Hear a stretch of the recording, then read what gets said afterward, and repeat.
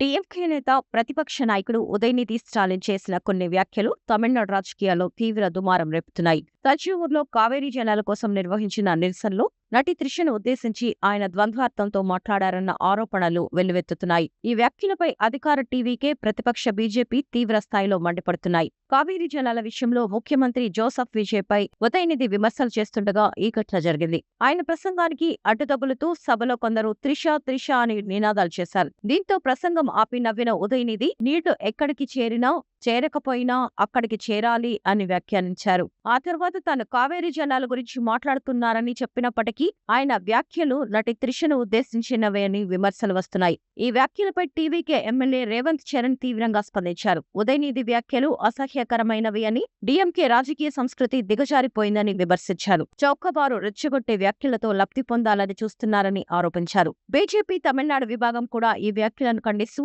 ఉదయనిధిని arrest చేయాలని demand చేసింది. ఈ వివాదాన్ని అధికార టీవీకే మరింత తీవ్రంగా పరిగణిస్తోంది. ఉదయనిధిపై చర్యలు తీసుకోవాలని కోరుతూ జాతీయ మహిళా కమిషనర్ కు లేఖ రాసింది. మహిళల పట్ల అగౌరవంగా మాట్లాడినందుకు ఆయనపై కేసు నమోదు చేయాలని, బేషరతుగా బహిరంగ క్షమాపణ చెప్పాలని, చట్టపరమైన చర్యలు తీసుకోవాలని తమ ఫిర్యాదులో కోరింది.